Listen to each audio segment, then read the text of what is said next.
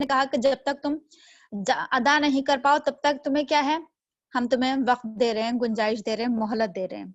تو جتنا دن بھی ہم نے اس کو مہلت دی تو وہ تمام دن ہمارے صدقے میں لکھے جائیں گے، نیکی میں لکھے جائیں گے.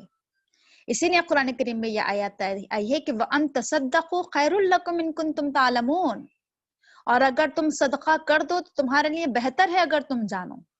یہ دونوں ہی چیزیں بہت اہم ہیں. ایک تو یہ کہ مہلت دے دینا، یہ بھی اپنے آپ میں بہت بڑی بات ہے. یہ کسی مقروض کو مہلت دے دینا، کسی مقروض کو کیا کر دینا، وقت دے دینا اسے، اور اس کے سر پر سوار نہ ہو جائے، اس کے سر پر کھڑے نہ ہو جائیں جا کر.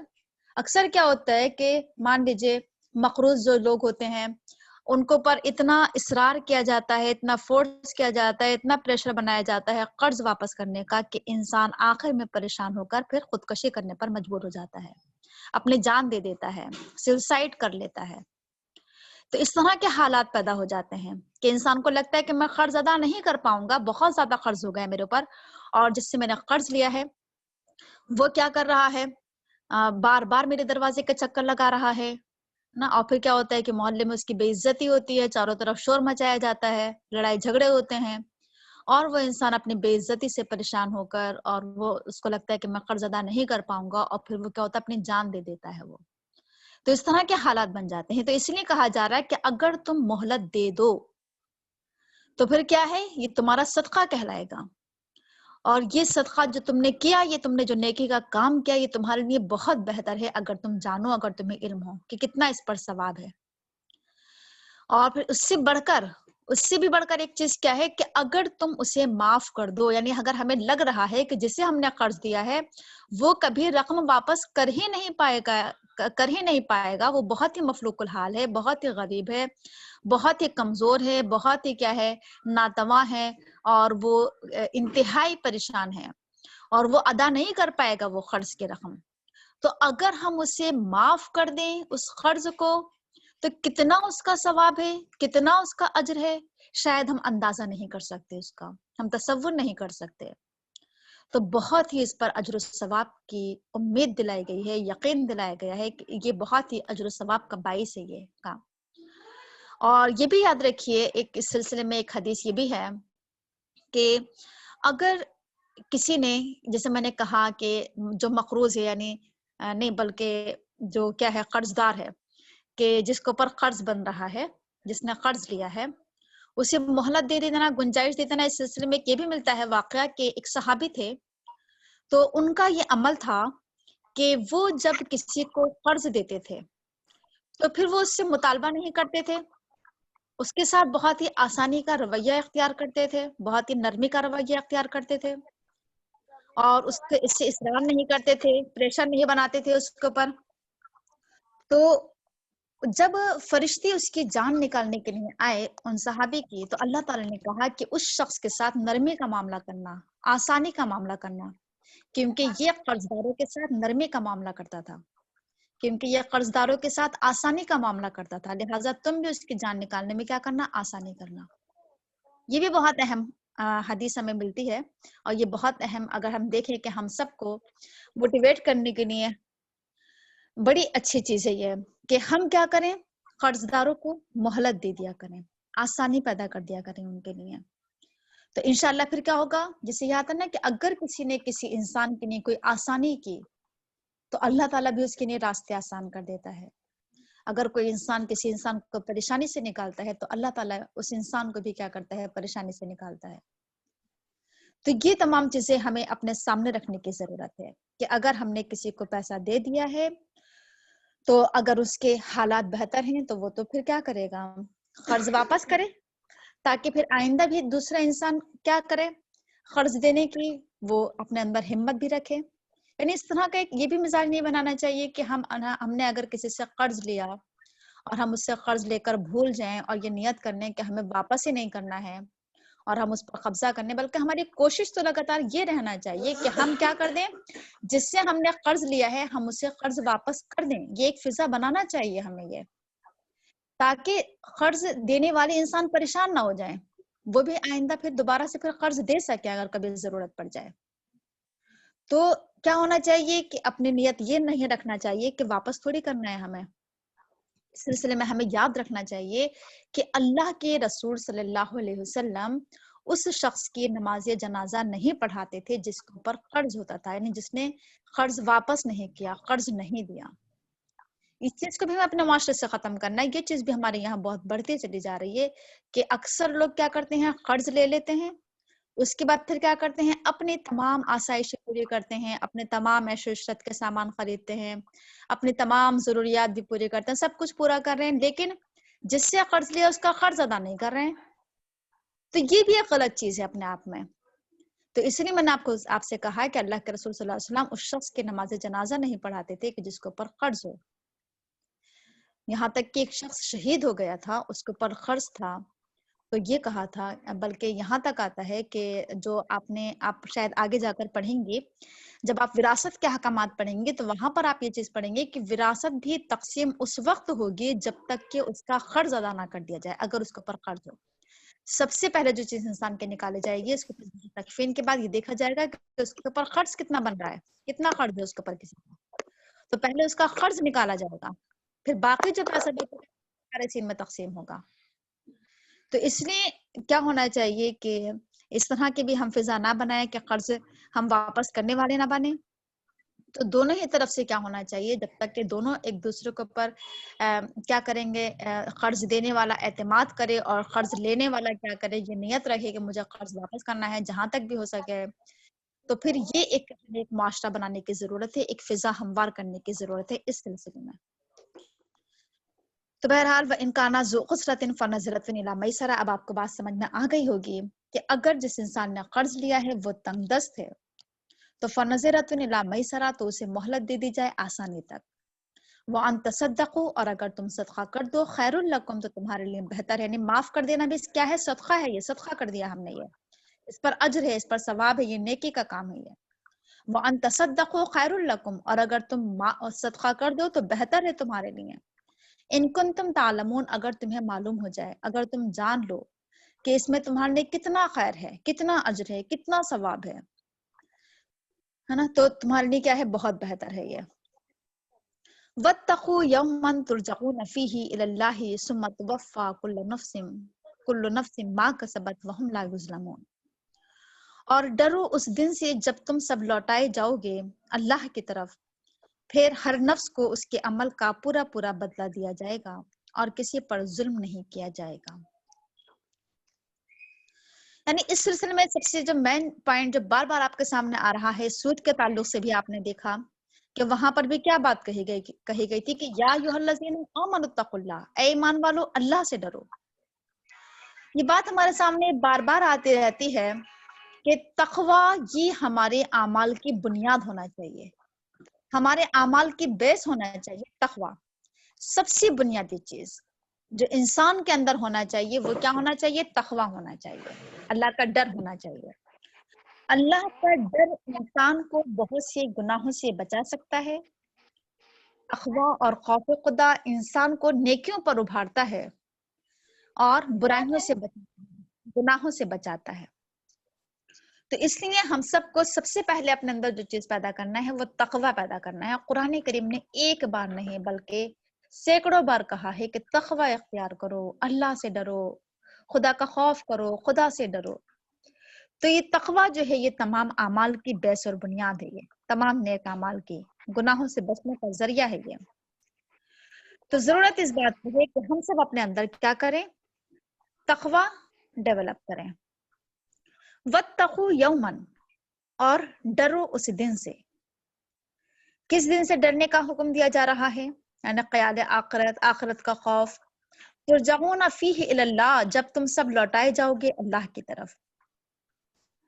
یعنی قرض بھی انسان تب معاف کرے گا جب اس کے اندر کیا ہوگا، خوف خدا ہوگا، خیال آخرت ہوگا. آخرت میں اگر وہ اجر کی امید کرے کہ مجھے اس پر بڑا اجر ملنا ہے تو پھر وہ کیا کر سکتا ہے، قرض معاف کر سکتا ہے. اور اسی طریقے سے قرض لینے والا بھی قرض جس نے قرض لیا ہے وہ قرض کب واپس کرے گا؟ جبکہ اس کے اندر خوف خدا ہوگا. اگر خوف خدا نہیں ہوگا تو وہ بہت سے قرض لیتا رہے گا, جمع کرتا رہے گا, واپس نہیں کرے گا. لیکن خوف خدا یہ کیا کرتا ہے؟ انسان کو مجبور کرتا ہے کہ اس نے جس سے قرض لیا ہے وہ اس کا پیسہ واپس کرے. تو جس کے اندر تقویٰ ہوتا ہے صرف وہی لوگ قرض واپس کر پاتے ہیں, یا جس کے اندر تقویٰ ہوتا ہے صرف وہی لوگ مہلت دے پاتے ہیں, اور وہی لوگ قرض کو معاف کر سکتے ہیں. تو اس لیے کیا کرنے کی ضرورت ہے؟ اپنے اندر تقویٰ پیدا کرنے کی ضرورت ہے, تقویٰ اور خوف خدا اور آخرت کا ڈر. تو کہا جا رہا ہے کہ آخرت سے ڈرو, اس دن تم سب کو اللہ کی طرف لوٹایا جائے گا, تم سب اللہ کی طرف پلٹو گے. یعنی نظر آخرت پر رکھو کہ آخرت میں مجھے اس کا بدلہ چاہیے. ثم توفی کل نفس ما کسبت وہم لا یظلمون. وہ دن ہے کہ جس دن ہر نفس کو اس کے عمل کا پورا بدلہ دیا جائے گا اور کسی انسان پر ظلم نہیں کیا جائے گا. رائے کے دانے کے برابر نیکی ہوگی تو وہ بھی سامنے آ جائے گی, اور رائے کے دانے کے برابر بدی ہوگی تو وہ بھی سامنے آ جائے گی, انسانوں سے دیکھ لے گا. ہر چیز کا بدلہ ملنا ہے. اسی لیے اللہ کے رسول کے حدیث کیا ملتی ہے اس سلسلے میں ہمیں کہ کسی بھی نیکی کو چھوٹا نہ سمجھو کہ یہ تو بہت چھوٹا سا عمل ہے, بہت نیکی کا, اس سے کیا فائدہ ہوگا. کسی بھی نیکی کو حقیر نہ سمجھو, کمتر نہ سمجھو, چھوٹا نہ سمجھو. اور برائی کے تعلق سے بھی یہی کہا کہ کسی بھی برائی کو چھوٹا نہ سمجھو, کسی گناہ کو کہ تو چھوٹا سا گناہ ہے, کرنے میں کیا حرج, اگر ایک بار کر لیں گے تو کیا ہو جائے گا. تو کہا گیا ہے کہ یہی چھوٹے چھوٹے گناہ انسان کو ہلاک کر دیتے ہیں, برباد کر دیتے ہیں, جہنم واصل کر دیتے ہیں, جہنم میں پہنچانے کا ذریعہ بن جاتے ہیں. تو اس لیے کہا گیا کہ چھوٹے چھوٹے گناہوں سے بچو, اور چھوٹی چھوٹی نیکیاں کرنے میں بھی کیا کرو, دیر نہ لگاؤ. چھوٹے سے بھی نیکی ہو تو فوراً کر گزرو, کیونکہ انسان کو کچھ نہیں پتا کہ اس کی کون سی نیکی کب کیا ہو جائے, اس کے لیے نجات کا ہے. چھوٹی چھوٹی سی نیکیاں انسان کی کیا بن جاتی ہیں, انسان کی نجات کا ذریعہ بن جاتی ہیں. انسان کو معلوم بھی نہیں ہو پاتا ہے کہ اس نے چھوٹا سا عمل کیا تھا, آخرت میں دیکھے گا کہ وہ چھوٹی سی نیکی ایک پہاڑ کی شکل میں سامنے موجود ہے نا. مان لیجیے کہ ہم نے کسی کو قرض دیا اور ہم اسے قرض دے کر ہم نے کیا کر دیا, معاف کر دیا, اور ہم اسے بھول بھی گئے. تو اب کیا ہوا کہ انسان بھول گیا, لیکن آخرت میں دیکھے گا کہہ رہے یہ تو اس کے سامنے کیا ہے, بہت بڑا نیکی کا ایک پہاڑ کھڑا ہے. تو اسے پتا چلے گا کہ اس نے کسی کو قرض دیا تھا اور قرض لے کر اس نے اس کو معاف کر دیا تھا دے کر, اور بھول گیا تھا. تو یہ چھوٹی چھوٹی نیکیاں جس کو انسان اکثر بھول جاتا ہے کر کے, تو یہ انسان کا جب سامنے آئیں گے تو پھر انسان کو احساس ہوگا کہ ہم نے کسی بھی نیکی کو کتنا چھوٹا سمجھا تھا, حقیر سمجھا تھا. اس سلسلے میں ایک پوائنٹ اور ہمیں اپنے سامنے رکھنے کی ضرورت ہے, اور وہ یہ ہے, جیسے کل بھی یہ بات چل رہی تھی شاید میرے خیال سے کچھ رشوت کے تعلق سے. تو اس سلسلے میں ایک بات یاد رکھنے کی ضرورت ہے کہ اگر ہم نے کسی کو قرض دیا تو جسے ہم نے قرض دیا ہے تو ہم اس بات کی امید نہ رکھیں کہ جسے ہم نے قرض دیا ہے وہ ہم سے دب کر رہے اور وہ ہمارا احسان مانے, وہ ہمارے سامنے نظر جھکا کر رکھے اور وہ ہمارا شکریہ ادا کرے اور وہ ہمارے ساتھ بہت اچھا سلوک کرے کیونکہ ہم نے اس کو قرض دیا ہے. قرض دینے کے بعد قرض لینے والے سے ہمیں کسی بھی قسم کے اس سے نیکی کی امید نہیں رکھنا چاہیے, اور نہ ہی کسی بدلے کی امید رکھنا چاہیے کہ وہ ہمارے ساتھ کوئی اچھا سلوک کرے. قرض دینے کے بعد کیا ہو جانا چاہیے کہ مان لیجیے کہ اگر ہم نے یہ چاہا, اس سے ہم نے نیکی کی امید رکھی, بھلائی کی امید رکھی, اور ہم نے یہ چاہا کہ یہ بدلے میں ہمارا یا تو شکریہ ادا کرے, ہمارا احسان مانے, ہماری تعریف کرے, ہمارے چرچے کرے چاروں طرف, اور کیا کرے کہ جس کو ہم نے قرض دیا ہے وہ ہمیں کچھ تحفہ دے دے یا کچھ دے دے. تو یہ تمام چیزیں منع ہیں کہ یہ تمام چیزیں کس میں آ جائیں گے, پھر رشوت میں آ جائیں گے. یہ اسی لیے آتا ہے, بہت سے لوگوں کے بارے میں آتا ہے, بہت سے صحابہ کے بارے میں آتا ہے کہ جب وہ کسی کو قرض دے دیا کرتے تھے تو پھر ایک میرے خیال سے نام میرے ذہن سے نکل رہا ہے, یا تو شاید ابو حنیفہ نام ہے یا ابو ہریرہ, ان کے تعلق سے آتا ہے کہ جب وہ کسی کو قرض دے دیا کرتے تھے تو پھر جس کو اس نے قرض دیا ہے, جسے انہوں نے وہ قرض دیتے تھے, اس کی دیوار کے سائے میں بھی نہیں بیٹھتے تھے, اس کی دیوار کے سائے میں بھی کہیں یہ بھی رشوت میں نہ آ جائے.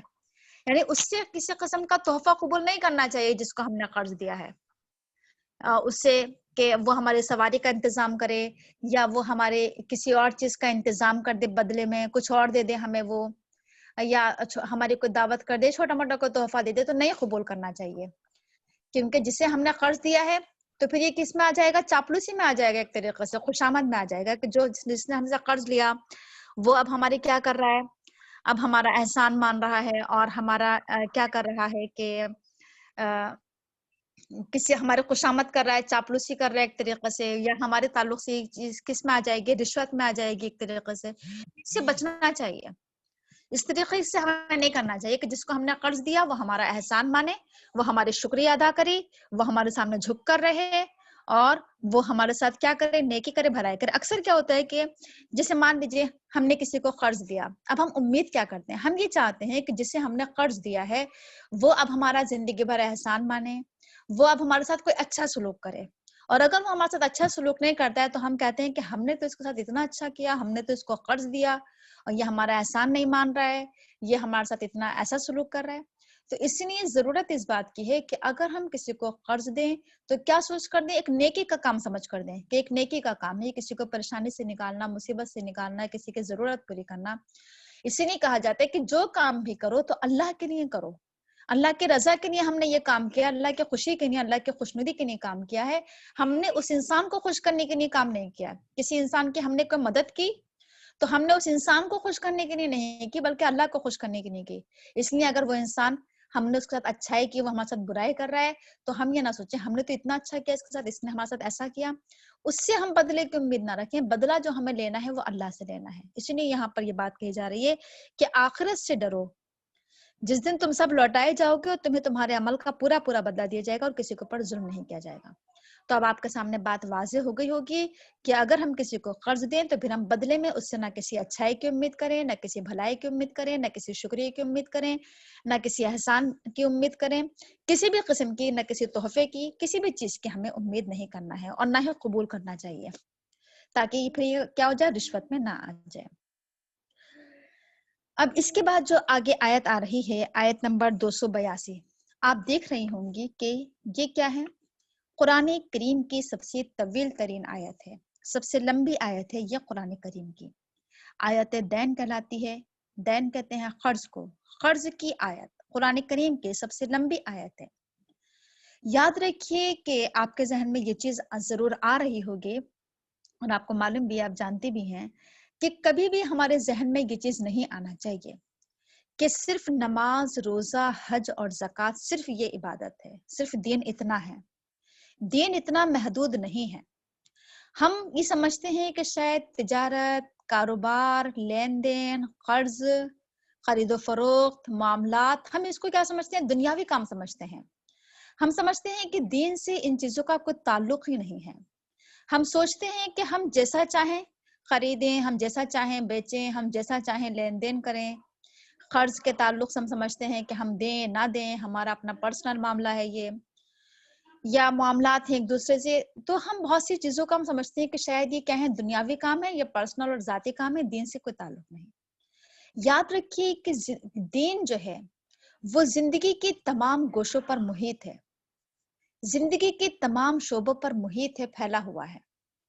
دین جو ہے وہ ہماری زندگی کے کسی معاملے سے الگ نہیں ہے، چاہے وہ ہمارا قرض کا معاملہ ہو، چاہے وہ ہمارے کاروبار کا معاملہ ہو، چاہے وہ ہماری تجارت کا معاملہ ہو، بزنس ہو، لین دین ہو، خرید و فروخت ہو.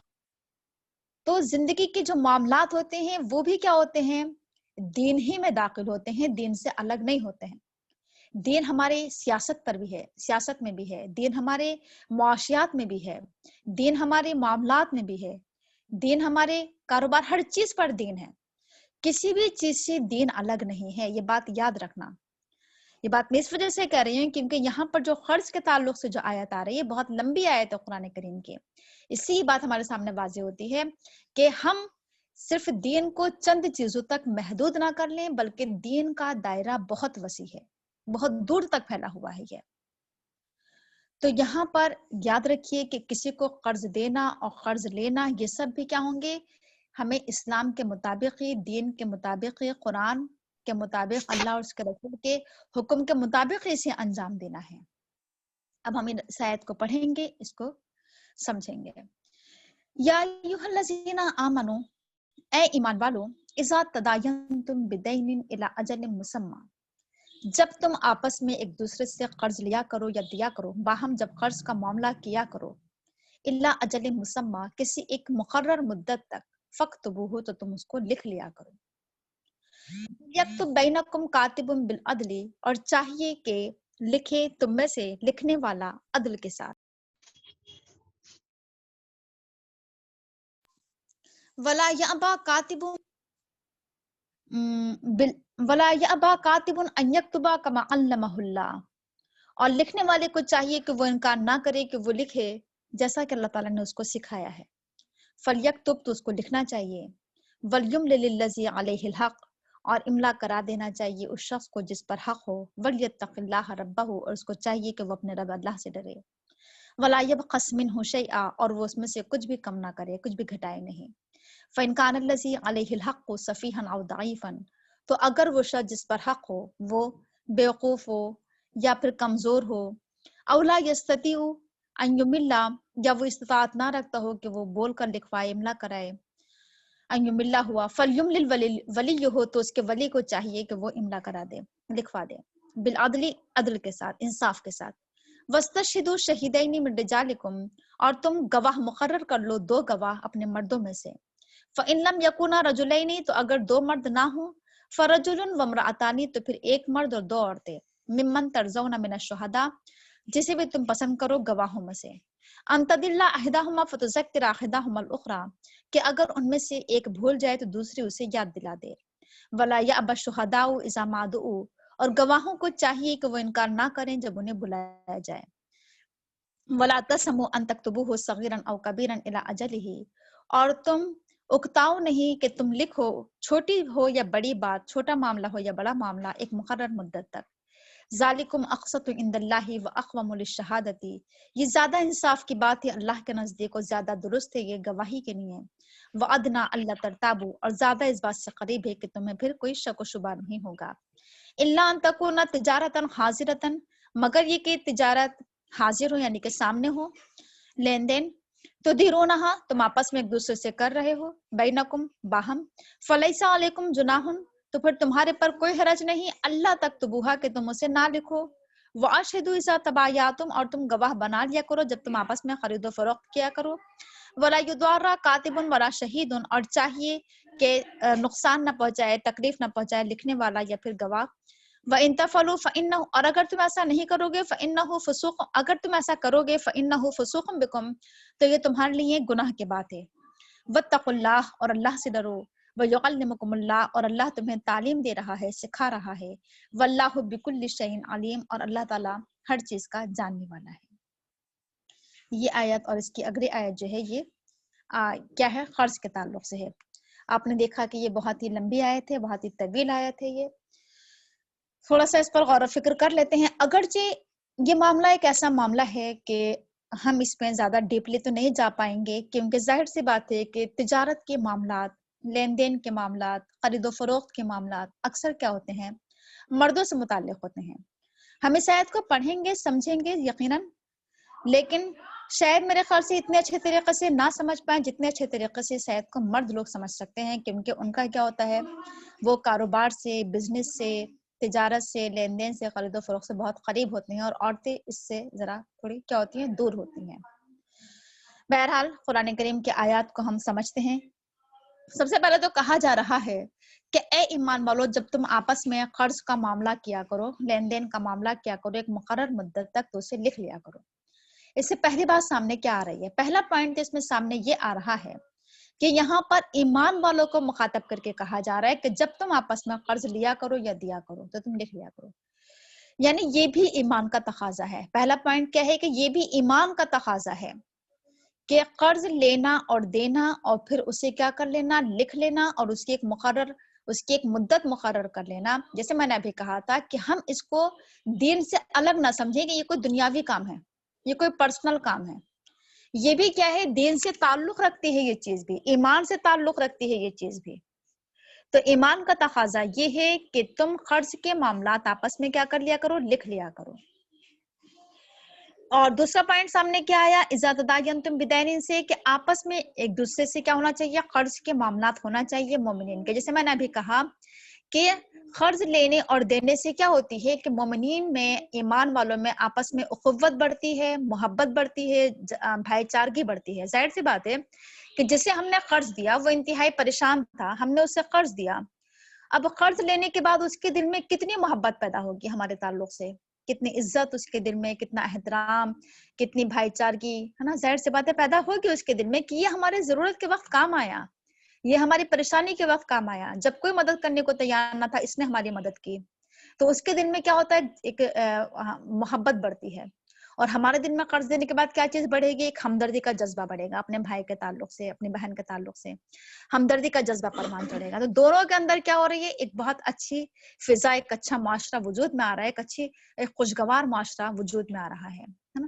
تو یہ چیز ہونا چاہیے آپس میں مومنین کے بیچ میں، قرض لینا اور دینے کا۔ اور اس سے دوسری چیز کیا پیدا ہوگی کہ مان لیجیے کہ اگر ہم نے اسے قرض نہیں دیا اور وہ انسان ہے بہت پریشان، تو وہ کیا کرے گا، پھر وہ ظاہر سی بات ہے پھر وہ حرام کی طرف جائے گا، یا تو چوری کرے گا، یا ڈکیتی کرے گا، یا سود کا مان لے گا۔ تو یہ ہم کیا ہو گئے، ہم نے ایک کون سا معاشرہ وجود میں لے کر آئے، نہ چاہتے ہوئے بھی، نہ کرتے ہوئے بھی ہم نے ایک سود کے معاشرے کو ہم نے کیا کیا، وجود میں لے کر آئے، ہم نے بڑھاوا دیا۔ اگر ہم اسے قرض دے دیتے تو وہ سود سے بچ جاتا، وہ چوری سے بچ جاتا، وہ ڈکیتی سے بچ جاتا، وہ حرام مال سے بچ جاتا، ہے نا۔ تو اس لیے کیا ہونا چاہیے، قرض دینا چاہیے ہمیں، ہے نا، تاکہ انسان گناہوں سے بچ سکے، ورنہ پھر کیا ہوگا، ہمارے سامنے ایک ایسا معاشرہ وجود میں آئے گا جسے ہم دیکھ رہے ہیں کہ آج کا جو معاشرہ ہے یہ کیا ہے، سود میں جکڑا ہوا ہے یہ۔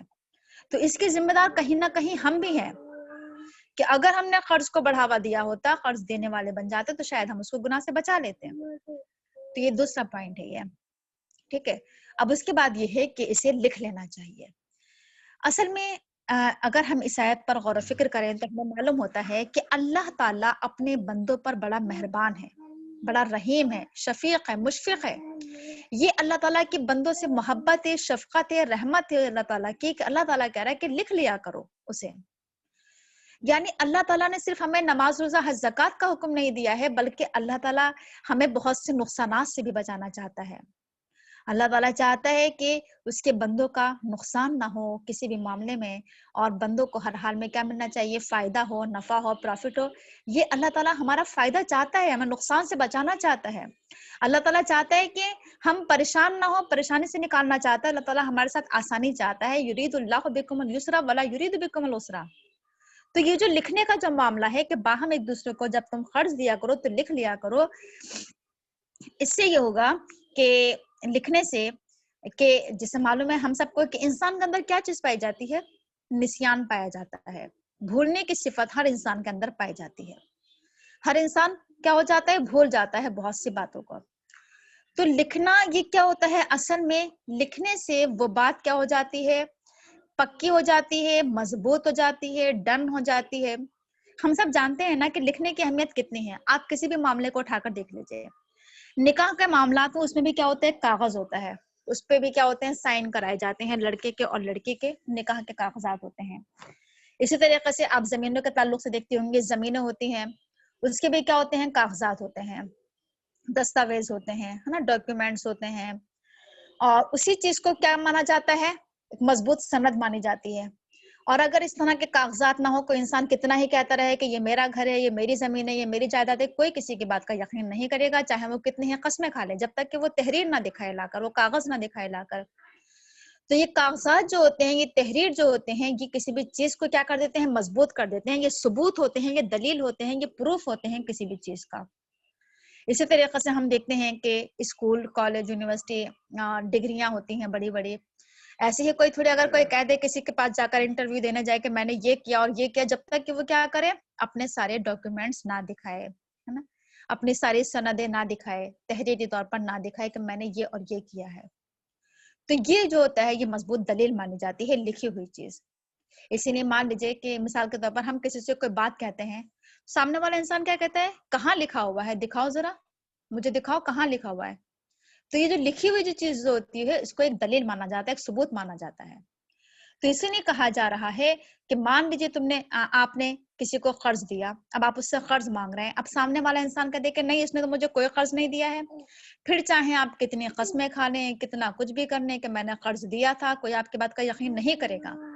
لیکن اگر آپ نے قرض دیتے وقت لکھ لیا تھا है ना, लिख कर आपने उससे साइन करा लिया, मोहर लगवा ली, कुछ भी आपस में एक दूसरे से, और आप फिर वो जब दिखाएंगे कि देखो तुमने इस तारीख में, इस वक्त, इस दिन तुमने ये कर्ज लिया था, तुम्हारा ये साइन है, फिर कोई क्या कर सकता है, इनकार नहीं कर सकता कि हाँ मैंने नहीं लिया था। तो ये लिखी हुई चीज क्या बन गई, एक प्रूफ बन गई, एक सबूत बन गया। तो ये अल्लाह ताला की क्या है, बंदों के ऊपर बड़ी मेहरबानी है, इसको अपने लिए बोझ ना समझे कि ये क्या इतने भारी अहकाम दिए जा रहे हैं कि अब उसको लिखें भी बैठकर कर्ज देने के बाद, कर्ज लेने के बाद। तो ये लिखने से इंसान के लिए बड़ी आसानी पैदा हो जाएगी। लिखते वक्त तो हमें लगेगा कि हाँ ये बड़ा मुश्किल काम है ये लिखना, लिखते वक्त लगेगा, लेकिन बाद में जब इंसान को देने का नंबर आएगा, उस वक्त इंसान को लगेगा कि हाँ ये कितना अच्छा हुआ, कितनी आसानी हो गई, वरना तो वो इंसान मुकर जाता, वो इंसान इनकार कर देता कि मैंने तो कोई कर्ज नहीं लिया था। लोग भी यकीन नहीं कर पाते कितना अच्छा हुआ कि मैंने लिख लिया था। अक्सर ऐसा होता है ना, इंसान क्या सोचता है, अच्छा हुआ कि मैंने लिख लिया था, अच्छा हुआ कि मैंने इसको अपने पास क्या कर लिया था, सेव कर लिया था। तो इसीलिए कहा जा रहा है कि तुम उसे लिख लिया करो, तो इससे हमारा ताला की शफकत और मेहरबानी पता चल रही है ना। उसके बाद ये कहा जा रहा है कि चाहिए तुम में से कि लिखने वाला उसे लिखे, लेकिन कैसे लिखे, बिल अदली, अदल के साथ। कर्ज, एक तो ये कि इसमें कर्ज देने वाला भी लिखे और कर्ज लेने वाला भी लिखे कि मैंने इस तारीख में, इस दिन, इस वक्त इतना कर्ज लिया, मुझे इतना कर्ज देना, ताकि ऐसा ना हो कि जिससे हमने कर्ज लिया वो कहे कि नहीं मैंने इतना नहीं दिया था और इतना दिया था। अब कर्ज लेने वाला दिखा तो सकता है कि नहीं मैंने इतना नहीं इतना लिया था, है ना। तो आपस में लड़ाई झगड़ों से बच जाएगा, वरना क्या होते हैं ये लड़ाई झगड़े, ये झूठ मक्कारी फरेब धोखा इतना बढ़ जाता है कि कत्ल हो जाते हैं, मर्डर हो जाते हैं, है ना, बड़े बड़े लड़ाई झगड़े, खानदानी झगड़े हो जाते हैं इस बिना पर। इसलिए क्या होना चाहिए, लिख लेना चाहिए इन तमाम मामलात को, ताकि क्या हो जाए, इंसान बड़े गुनाहों से बच सके, कत्ल गारत गरी से बच सके। तो ये है कि अब जो लिख रहा है, जो नोट कर रहा है उसको, जो कहीं पर सेव कर रहा है, चाहे कहीं पर वो किसी कागज पर लिखे या फिर अच्छा तो यही है किसी कागज पर लिखा जाए, वो अलग बात है कि इंसान कंप्यूटर में, लैपटॉप में या कहीं पर भी लिख ले, वलियक्तुब। लेकिन जो लिखी हुई चीज क्या होती है, जो डॉक्यूमेंट्स होते हैं उनकी अपनी एक अलग अहमियत होती है ना। इसलिए क्या हो कि अगर मोबाइल या कंप्यूटर या लैपटॉप कहीं पर भी हो तो उसका प्रिंट आउट इंसान को अपने पास रखना चाहिए सबूत के तौर पर। वलियक्तुब बैनकुम कातिबुन बिल अदली, और लिखने वाले को चाहिए कि वो क्या करे, इंसाफ के साथ लिखे। ऐसा ना हो दिया कुछ और लिख कुछ और लिया, है ना, हमने, या फिर हमने लिया तो क्या था कुछ ज्यादा और लिखा हमने उसको कम। तो क्या होना चाहिए कि इंसाफ के साथ लिखें, बराबरी, इंसाफ को ना भूलें, है ना। ये बात तो हमें मालूम है ना कि इस्लाम जो है वो इंसाफ का मजहब है, अदल का मजहब है। इस्लाम जो है वो नाइंसाफी को मना करता है, करप्शन को मना करता है, करप्शन को खत्म करना चाहता है और चाहता है कि इंसाफ का दौर दौरा हो। तो इंसाफ के साथ हर चीज लिखना है, तमाम मामलात इंसाफ के साथ अंजाम देना है। वला यअबा कातिबुन अन यक्तुबा कमा अल्लमहुल्लाह, और लिखने वाले को चाहिए कि वो इनकार ना करे जैसा कि अल्लाह ताला ने उसको तालीम दी है। इस सिलसिले में दो बातें हो सकती हैं। एक बात तो ये है कि पहले जमाने में तो ऐसा होता था, अक्सर ऐसे लोग होते थे जो लिखना पढ़ना नहीं जानते थे, बहुत कम लोग ऐसे होते थे जो लिखना पढ़ना जानते थे, उन्हें बुलाया जाता था, उनसे लिखवाया जाता था, है ना, बहुत चंद लोग हुआ करते थे। और मेरे ख्याल से शायद आज के दौर में भी इस तरह के बहुत से लोग मिलते हैं जो लिखना पढ़ना नहीं जानते हैं, तो फिर वो क्या करते हैं, किसी और से लिखवाते हैं। इस तरह के लोग आज भी पाए जाते हैं। या इसका मतलब ये भी हो सकता है कि मान लीजिए कि इंसान से लिखना पढ़ना तो आता है, अब लेकिन इस तरह के जो मामलात होते हैं, लेन देन के मामलात, तिजारत के, बिजनेस के मामलात, ये जो कि बड़े बड़े मामलात होते हैं, बड़े बड़े अमाउंट होते हैं, इसमें ये थोड़े मुश्किल चीजें होती हैं, मैथ्स भी होती है इसमें बहुत कुछ, तो हो सकता है कि इंसान इस सिलसिले में एक्सपर्ट ना हो, अच्छे तरीके से वो नोट ना कर पाए। तो इस सिलसिले में जो एक्सपर्ट लोग हों, जैसे मान लीजिए इस सिलसिले में जो रखा जाता है जॉब पर, सर्विस पर, उसे अकाउंटेंट बनाया जाता है, वो बड़ा एक्सपर्ट इंसान होता है ना, मिनटों में वो हिसाब किताब कर देता है। तो अब वो लोग जिनके पास इस तरह की तालीमात हो, इस तरह की तालीम हो, अकाउंटेंट हो, उनको चाहिए कि वो क्या करे, इनकार ना करे कि जब उनसे क्या किया जाए, लिखवाया जाए, जैसे ही उनको हुक्म मिले लिखने का वो लिखे। दूसरा पॉइंट इसमें ये भी हो सकता है कि मान लीजिए कि ये सारे काम कहाँ पर अंजाम पाना है, किसी मशीन के जरिए, जैसे मैंने कहा कि कंप्यूटर, लैपटॉप, मोबाइल, इस तरह की चीजों में इंसान को क्या करना है। अब जाहिर सी बात है कि ये इल्म ऐसा होता है कि बहुत से लोगों को नहीं आता है, कुछ लोगों को आता है। तो जो इस सिलसिले के एक्सपर्ट हो वो इस काम को अंजाम दे, अगर उनके पास ये तालीम है, ये इल्म है, तो वो इस काम को अंजाम दे, वो कि जिस काम के लिए उन्हें बुलाया जा रहा है। جیسے مان لیجیے کچھ لوگ جیسے آگے آ بھی رہا ہے کہ بہت کمزور ہو گئے ہیں، بوڑھے ہو گئے ہیں، وہ آج کے ٹیکنالوجی سے واقف نہیں ہے، آج کے یہ جو مشینوں کا دور ہے اس سے واقف نہیں ہے، وہ تو پہلے کے زمانے کا علم ان کے پاس ہے اور آج کا دور بہت ترقی کر چکا ہے.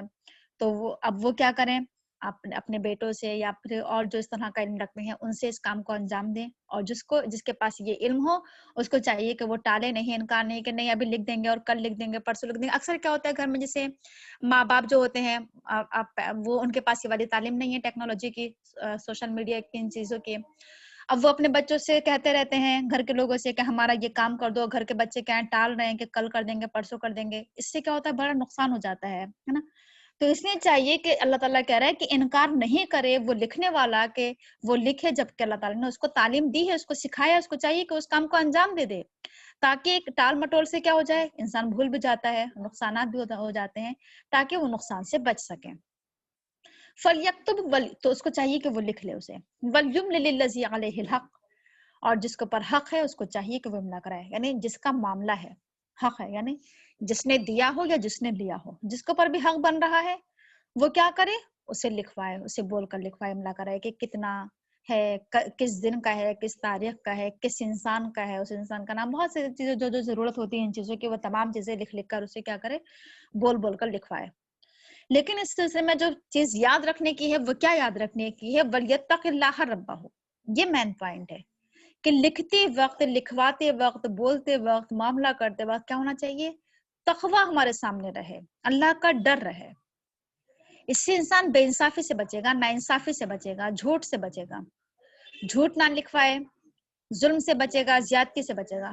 تو تقویٰ کو اپنے سامنے رکھنا ہے اس سلسلے میں، لین دین کے معاملات میں، تجارت کے معاملات میں اور قرض کے معاملات میں. یہ مین چیز بار بار آ رہی ہے.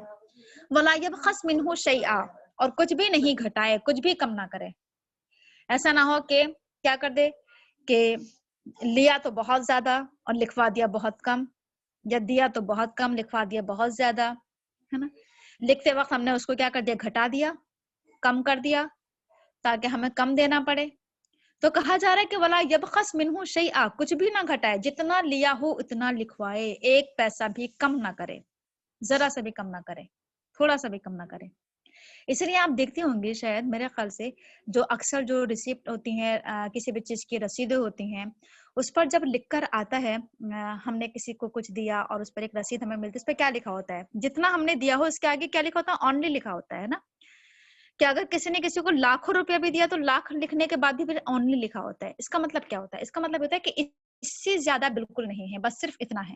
یہ بہت اہم چیز ہوتی ہے، یہ ضرور لکھا ہوتا ہے یہ ہر رسید کے اوپر کہ اس سے زیادہ نہیں ہے، بس اتنا ہی ہے، تاکہ کوئی انسان یہ دعویٰ نہ کر سکے کہ نہیں اس سے بھی زیادہ ایک پیسہ تھا، ایک روپیہ تھا، یا اتنے تھے، تاکہ کوئی انسان یہ دعویٰ نہ کر سکے، اس لیے اونلی لکھا جاتا ہے نا. تو یہ بہت اہم چیز ہے یہ.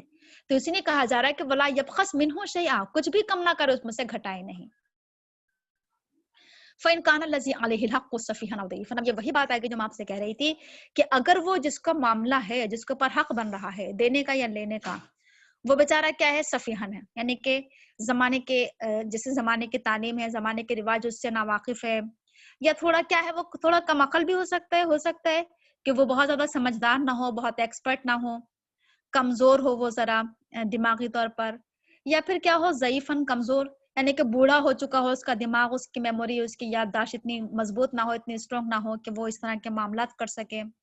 تو اگر ایسا شخص ہے، اولا یستطیع ان یمل، یا پھر وہ اتنا ہے کہ وہ اب بولنے کی بھی استطاعت نہیں رکھتا، بہت بوڑھا ہو چکا ہے اور معاملات اس کے ہیں، تو پھر کیا ہوگا، فلیملل ولیہ، پھر اس کا ولی املا کرائے گا، ولی لکھائے گا جو اس کا سرپرست ہوگا.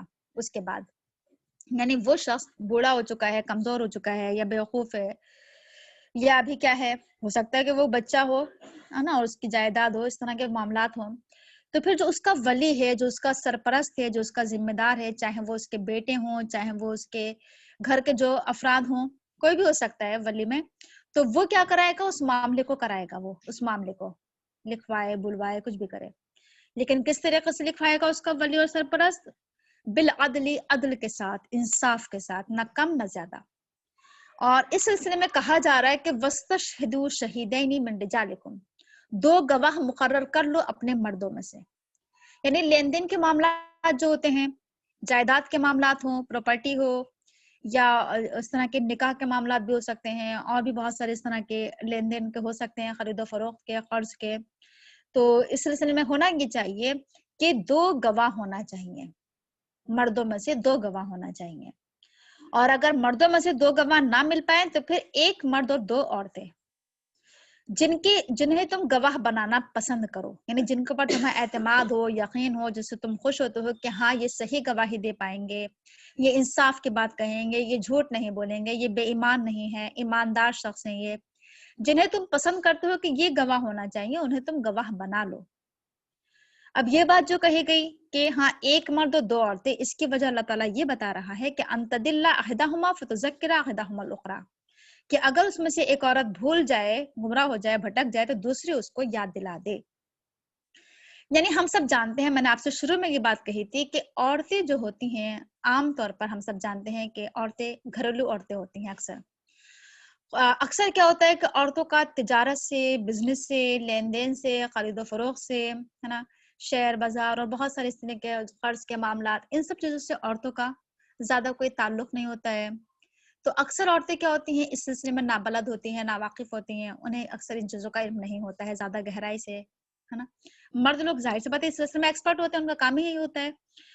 تو اب عورتوں کا اچھا پھر دوسرا مسئلہ یہ بھی ہے عورتوں کے ساتھ کہ عورتوں کے اوپر گھر کی ذمہ داری، بچوں کی ذمہ داری اور بہت سارے ذمہ داریاں ایسی ہوتی ہیں کہ عورت کے اوپر اتنا پریشر ہوتا ہے، گھر کے کاموں کا اور بچوں کا اتنا دباؤ ہوتا ہے کہ اکثر وہ لین دین کے معاملات بھول جاتی ہیں. یہ ایک حقیقی چیز ہے، ہم سب اس سے بخوبی واقف ہیں، ہم سب کے ساتھ اس طرح کے واقعات آتے ہیں کہ ہم کسی کو پیسہ دیتے ہیں پھر بھول جاتے ہیں یا لے کر بھول جائیں. اس طرح کے معاملات اکثر عورتوں کے ساتھ پیش آتے رہتے ہیں، کیونکہ عورتوں کے جو معاملات ہیں وہ بڑے نازک ہوتے ہیں. ان کو ہر مہینے بھی تکلیف سے گزرنا ہوتا ہے، پھر کبھی پریگننسی کی تکلیف ہے تو کبھی بچوں کی ڈیلیوری، اور اس طرح کے بہت سارے عورت کی پورے زندگی کی تکلیفوں میں، پریشانیوں میں، مصیبتوں میں، قربانیوں میں، اور بہت ساری ذمہ داریوں، بچے کی ذمہ داری، انسان کو یہ بہت کچھ بھلا دیتی ہے. اکثر عورتیں بہت سی چیزوں کو بھول جاتی ہیں. تو یہ اکثر کیا ہوتی ہیں، لین دین کے معاملات سے بہت دور رہتی ہیں، اس طرح کے معاملات سے. تو اسی لیے کہا جا رہا ہے کہ اگر اس میں سے اللہ تعالیٰ نے ایسا کیوں رکھا کہ 1 مرد کی جگہ 2 عورتوں کو کیوں رکھا، اس کی وجہ یہ ہے کہ اگر ایک عورت بھول جائے، بھولنا اس کی فطرت میں ہے کہ اگر ایک عورت بھول جائے، گمراہ ہو جائے، بھٹک جائے، صحیح سے نہیں بتا پائے، گواہی نہ دے پائے، تو دوسری عورت اسے یاد دلا دے کہ نہیں ایسا نہیں بلکہ ایسا ہوا تھا، اتنا نہیں بلکہ اتنا تھا. اس لیے اللہ تعالیٰ نے 2 عورتوں کی گواہی رکھی ہے 1 مرد کے برابر. ٹھیک ہے. آگے ہے وَلَا يَأْبَ الشُّهَدَاءُ إِذَا مَا دُعُوا، اور گواہوں کو چاہیے کہ جب انہیں بلایا جائے تو وہ انکار نہ کریں. جب جس وقت ضرورت پڑ رہی ہے کہ اب وقت آ گیا ہے لینے کا یا دینے کا، اب کیا ہے، گواہوں کو بلایا جا رہا ہے. اب اگر گواہ اس ٹائم پر نہ آئیں گے، منع کر دیں گے کہ ہمارے پاس فرصت نہیں ہے، وقت نہیں ہے، گواہی نہیں دیں گے آ کر، تو معاملہ بڑا سخت ہو سکتا ہے. لڑائی جھگڑے ہو سکتے ہیں، فتنہ و فساد ہو سکتا ہے، قتل و غارت گری ہو سکتی ہے. تو اس لیے چاہیے کہ جن لوگوں کو گواہ بنایا گیا ہے وہ گواہی کے ٹائم پر آ جائیں، انکار نہ کریں، منع نہ کریں، تاکہ ایک بڑے نقصان سے بچا جا سکے. تو اس لیے کہا جا رہا ہے کہ جب بھی انہیں بلایا جائے تو وہ آنے سے انکار نہ کریں اور آئیں اور گواہی دیں آ کر، تاکہ معاملہ کیا ہو جائے، آسانی کے ساتھ نبٹ جائے. وَلَا تَسْأَمُوا أَن تَكْتُبُوهُ صَغِيرًا أَوْ كَبِيرًا إِلَىٰ أَجَلِهِ، اور تم اس بات سے اکتاہٹ محسوس نہ کیا کرو، بیزاری محسوس نہ کیا کرو، کوتاہی نہ کرو، کسی بھی قسم کی سستی نہ کرو کہ تم لکھو، چھوٹی ہو یا بڑی بات ایک مقرر مدت ہے. کہ بہت اہم چیز ہے. اکثر کیا ہوتا ہے کہ ہم لوگوں کے اندر، اکثر لوگوں کے اندر یہ چیز پائی جاتی ہے کہ وہ بڑی کاہل، سست، یا بڑی انسان یہ سوچتا ہے کہ ارے ٹھیک ہے لکھ لیں گے، چلو اچھا تم لے لو، تم دے دو، تم تو بس دے دو ہم لکھ لیں گے، یا تم لے لو ہم لکھ لیں گے. اور پھر انسان ٹالتا رہتا ہے، ٹال مٹول کرتا رہتا ہے، اور پھر انسان آخر میں بھول جاتا ہے. تو اس لیے کہا جا رہا ہے کہ لکھتے وقت، دیتے وقت یا لیتے وقت، معاملہ کرتے وقت سستی مت کرو، کاہلی مت کرو، بیزاری کا اظہار مت کرو، اکتاؤ مت، اکتاہٹ محسوس نہ کرو، برا نہ سمجھو، فوراً لکھ لیا کرو. اگر ذرا سے بھی کسی کو کوئی چیز دے رہے ہو، تھوڑا بھی پیسہ دے رہے ہو تو اسے بھی لکھ لو، اور اگر بڑا اماؤنٹ دے رہے ہو تو اسے بھی لکھ لو، چھوٹی ہو یا بڑی بات لکھ لیا کرو. الا اجل، یہ کہ کس مدت تک اسے واپس کرنا ہے، کب تک تمہیں اسے واپس لینا ہے، لکھ لو. ذالکم اقسط عند اللہ واقوم للشہادہ، یہ زیادہ انصاف کی بات ہے اللہ کے نزدیک، اور زیادہ درست بات ہے یہ شہادت کے تعلق سے، گواہی کے تعلق سے. یعنی انصاف کی بات تو یہی ہے کہ انسان لکھ لے، اور نہ لکھنے سے جیسے میں نے کہا بہت سی بے انصافیاں ہو سکتی ہیں، ظلم ہو سکتا ہے، زیادتی ہو سکتی ہے، نقصانات ہو سکتے ہیں، اور بہت لڑائی جھگڑے اور بہت کچھ فتنہ فساد ہو سکتا ہے. اس لیے اللہ تعالیٰ نے کہا کہ لکھ لینا یہ انصاف کے زیادہ قریب ہے، اور یہ شہادت کے لیے زیادہ مضبوط چیز ہے، زیادہ صحیح چیز ہے. لکھی ہوئی چیز یہ گواہ بن جاتی ہے، گواہی بن جاتی ہے انسان کے لیے. وَأَدْنَا اللہ ترتابو، اور یہ زیادہ قریب ہو جاتی ہے اس بات سے کہ تم شک و شبہ نہ ہو، کیونکہ لکھنے سے کیا ہوتا ہے سارے شکوک و شبہات دور ہو جاتے ہیں. اور کیونکہ اگر لکھا ہوا نہ ہو تو پھر تو انسان کو شک رہتا ہے، شبہ رہتا ہے، پتہ نہیں میں نے اتنا دیا تھا، پتہ نہیں کتنا دیا تھا. تو اس طرح کے سارے شکوک و شبہات سے وہ انسان بچ جائے گا. الا ان تکون تجارتا حاضرتا تدیرونہا بینکم فلیس علیکم جناح اللہ تکتبوها. صرف ایک صورت ایسی ہے کہ اگر تم اس وقت نہ لکھو تو کوئی حرج نہیں، اور وہ صورت کیا ہے کہ ہم نے کسی سے کوئی تجارت کی، کچھ بزنس کیا، کچھ لین دین کیا، لیکن کیسے کیا کہ فوراً اسی وقت ہم نے اس سے کوئی چیز لی، فوراً ہم نے اس کو پیسہ دے دیا، معاملہ نپٹا دیا. تو کوئی ضرورت نہیں کہ ہم اسے لکھنے، پیسہ تو ہم نے دے دیا جس چیز کو، جو چیز ہم نے اس سے خریدی. تو اس وقت تو ضروری نہیں ہے کہ تم لکھو یا مت لکھو، کوئی ضرورت نہیں ہے کہ تم نہ لکھو. آپ نے پیسہ دیا، آپ کو چیز مل گئی. لیکن لکھنا کب ہے کہ مان لیجیے ہم کسی سے کوئی چیز لے رہے ہیں اور ہم فوراً پیسہ نہیں دے رہے ہیں، ہم قرض کر رہے ہیں اس کے اوپر کہ بعد میں دے دیں گے، تو اسے لکھ لینا چاہیے. اچھا، اس میں ایک پوائنٹ یہ بھی ہے کہ اکثر لوگ کیا سمجھتے ہیں، ایک پوائنٹ بتانے سے رہ گیا تھا، وہ یہ ہے کہ اکثر لوگ کیا سمجھتے ہیں کہ شاید لکھنا جو ہے یہ ہم سمجھتے ہیں کہ یہ ایک بے اعتمادی والی چیز ہے. اکثر لوگ کیا کہتے ہیں کہ ارے لکھنے کی کیا ضرورت ہے، کہ تمہیں ہمارے پر یقین نہیں ہے، اعتماد نہیں ہے. اس سے ہم یہ سمجھتے ہیں کہ شاید اس سے تعلقات خراب ہو جائیں گے آپس کے لکھنے سے. اس سے تعلقات خراب نہیں ہے بلکہ تعلقات اور مضبوط ہو جاتے ہیں. نہیں لکھنا سے ہو سکتا ہے کہ تعلقات خراب ہو جائیں، آگے چل کر لڑائی جھگڑے ہو جائیں. اس لیے یہ نہ کہیں کہ نہیں تم ہماری بات کی اہمیت دو، ہماری زبان کو اہمیت دو، تم ہم نے کہہ دیا تو کہہ دیا، اور لکھنے کی کیا ضرورت ہے. تو لکھنے کی بڑی اہمیت ہے، اس سے تعلقات مضبوط ہوں گے. اور یہ نہ سمجھے کہ ہم لکھ رہے ہیں تو اس کا مطلب یہ نہیں کہ ہمیں اس پر اعتماد نہیں ہے. اس کا یہ اصل میں اللہ تعالیٰ کا جو یہ حکم ہے اس کے اندر بڑی حکمت ہے، بڑے فائدے ہیں، بڑی مصلحت ہیں اگر انسان اس میں غور و فکر کر لے. تو بہرحال یہ بات آپ کے سامنے آ گئی کہ سامنے سے لین دین ہو رہا ہے، پیسہ دیا، چیز مل گئی، تو پھر کیا ہوا، کوئی لکھنے کی ضرورت نہیں ہے.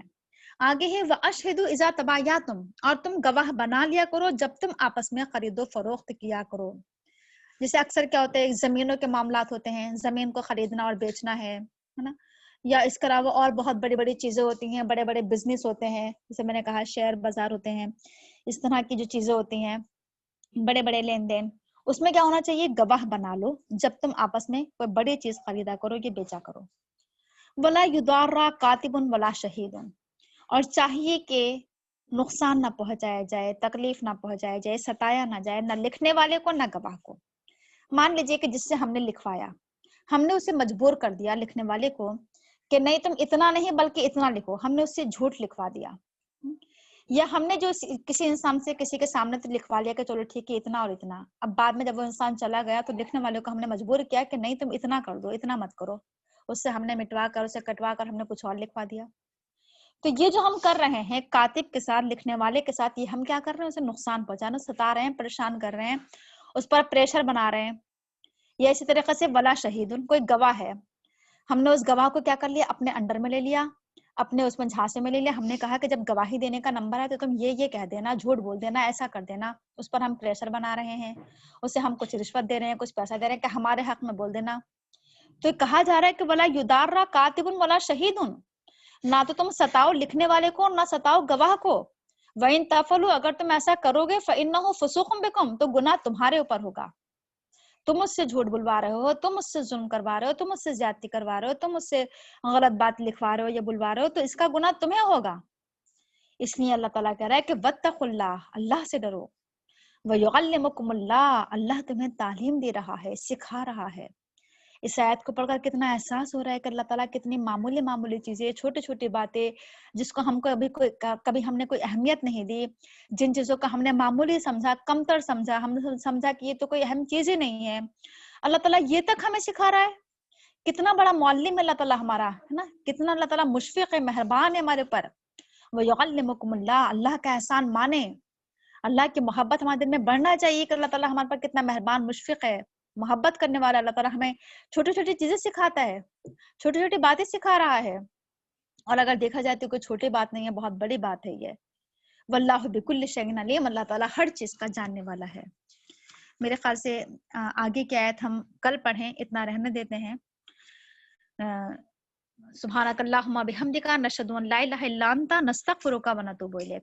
اگر آج کا تعلق سے کسی کا کوئی بات کہنا ہو تو کہہ سکتی ہیں.